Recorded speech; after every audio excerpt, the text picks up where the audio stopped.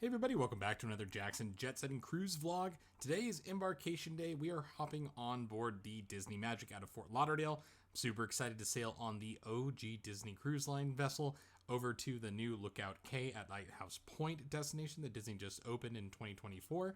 Quick Uber over from our hotel. Check out the full tour of the JW Marriott Turnberry Resort on the channel. And we had some luggage, so we dropped that off with the porters, tipped them well, and headed over to the check-in area here for the Disney Magic.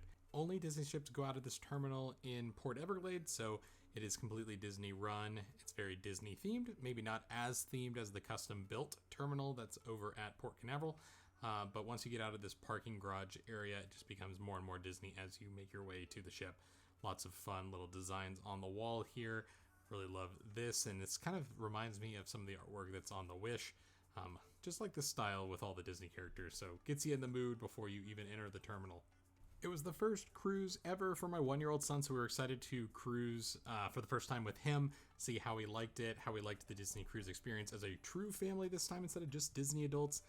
So I was excited to get everything planned and get our reservations for the nursery on board for a few hours during our quick 3-night sailing. I really do love these Disney cruises, but I always want to just go on board even longer as soon as this cruise starts. It seems like it's already ending. As a silver member with Disney Cruise Lines, I do get my own check-in line. Wasn't really needed because there was not much level line, as you can see. Check-in was really quick. They couldn't get our Magic Band Plus linked to our room just yet, so that was one slightly annoying thing because I was really excited to use that straight off the gate to enter the room, but on board they were able to fix it really quickly. We arrived just in time for our check-in, so we were able to stroll right onto the ship after a short wait for pictures. Roman was really excited. I love the ceiling here. Kind of feels like you're already under the sea, and lots of fun paintings and artwork on the walls. So very Disney feel before you even get on board. After a quick family photo, we did get to walk through the very famous Mickey Mouse funnels, which they did bring down here to the Fort Lauderdale terminal, which is awesome. Overall, a quick and painless time inside the Fort Lauderdale terminal here for Disney Cruise Line. Exactly what you want to feel when you're stepping on board, because you want to start this vacation as fast as possible, and that requires you to get on board as fast as possible, and they did that here. We were so excited to step on board again. It is just an amazing experience stepping on board a Disney Cruise Line. If you've never done it, they'll ask for your family name and they'll actually announce you in the main atrium. It's a really special and unique part of the whole experience on board Disney Cruise Lines.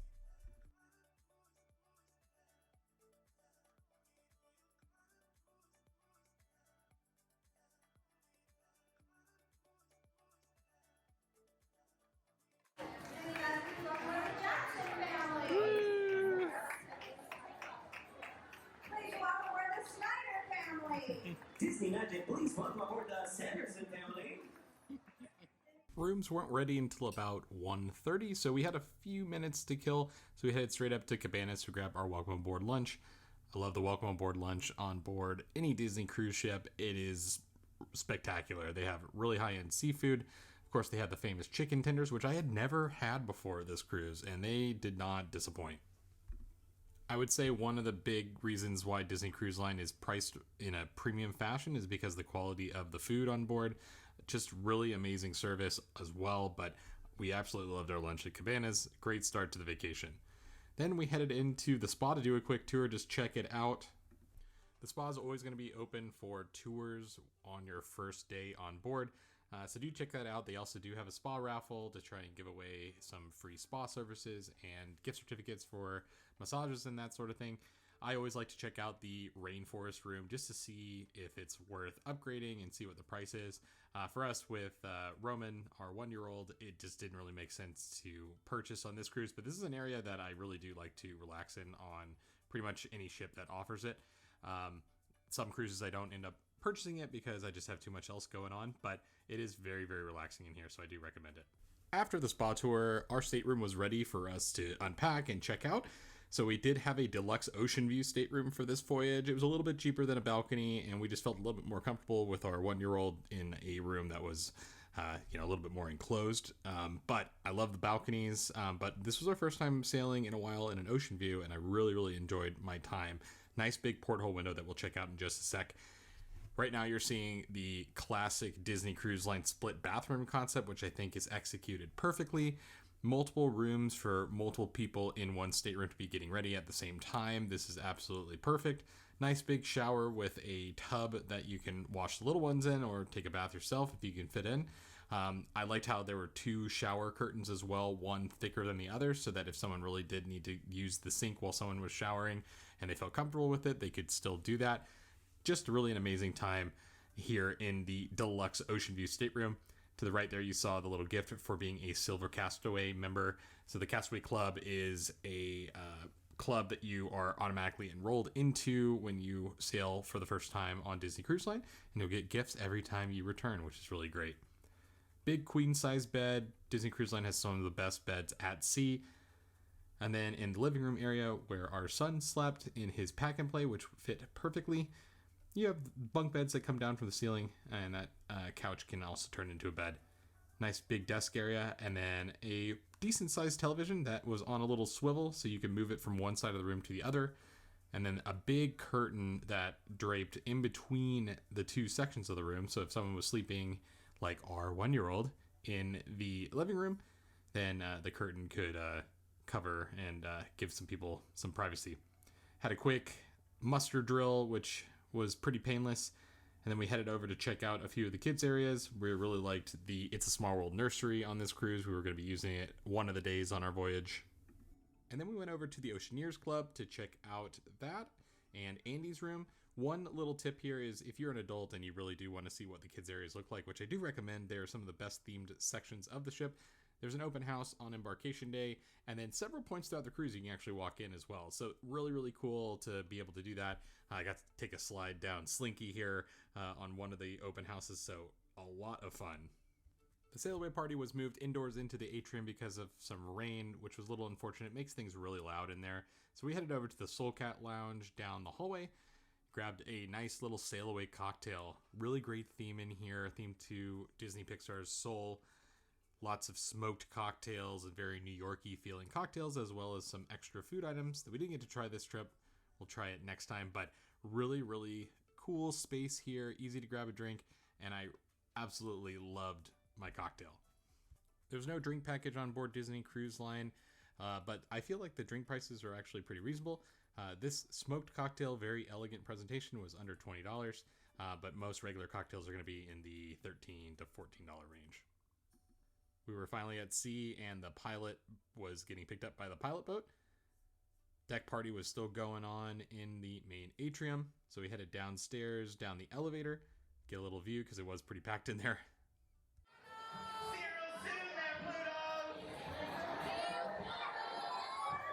We'll see you, Goofy! And now everyone, make some noise for our captains, Captain Minnie and Mickey Mouse! Sailing out of Fort Lauderdale is pretty cool. Lots of huge mansions as you sail out of the intercoastal waterway and the main port area into the open ocean. This was a Bahamas cruise, so we're not going too far away from Fort Lauderdale. Not a ton of sailing, no sea days on this voyage. So it's going to be a quick voyage over to Lighthouse Point at Licao Cay, the new Disney private island destination, and Nassau. Disney does rotational dining, so you're going to be dining at a different restaurant each evening. Tonight was Lumiere's, which is the least Disney themed. It's like got a light Beauty and the Beast theme, but a really excellent menu. My wife grabbed the shrimp appetizer here, and then I got the escargot and the mini baguette, which was absolutely delicious. Then I wanted to try the potato soup. Oh my gosh, so good. My son had the children's platter, which he made a quick mess of. The Disney crew are awesome for cleaning up after all of us with that. Salmon. And then I had the steak, which was really delicious. Didn't get a chance to get a shot of the main menu for this. Just was very chaotic, but did manage to grab a shot of the dessert menu. I got the classic opera cake, and then I was surprised because it was my birthday cruise. It wasn't exactly my birthday on the cruise, but we were celebrating it. So it was awesome to try all of these crazy desserts. I also got the creme brulee because I am a big creme brulee fan, just to get a few bites. Lots of activities on board every Disney cruise I've ever been on. The next one was actually the lighting of the Halloween tree. This was a Halloween on the High Seas sailing, so it was really exciting to have all the different Halloween events on board. We haven't experienced that before, so they do a nice show here in the main lobby. Remembering the rumors of a galloping ghost he had. Nonetheless, he stumbled along, whistling to himself to keep up his courage. Suddenly, Ichabod's was caught by a mysterious light rising from the ground in the cemetery.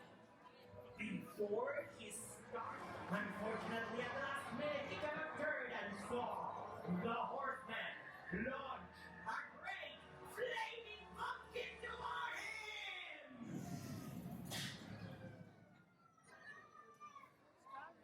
Ichabod was never seen again. Now, the horseman continues to roam the roads near Tarrytown on dark nights. From that day to this. Lucky for us, the horseman can swim. Or can he?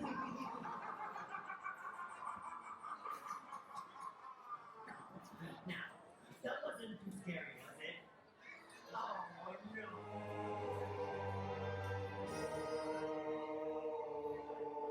Spirits of the pumpkin tree, the biggest we've ever seen. Wake up! Wake up and talk to us! It's time for Halloween! Everybody say it with me. Wake up! Wake up! Wake up! Wake up! Louder! It's working! Greetings, my fresh faces and innocent eyes. You are all here for fun and surprise. Look at all of you. What a wonderful sight. But don't be scared. I want smiles, not fright. So rise up your voices. Let me hear a loud scream. For that is what is needed to summon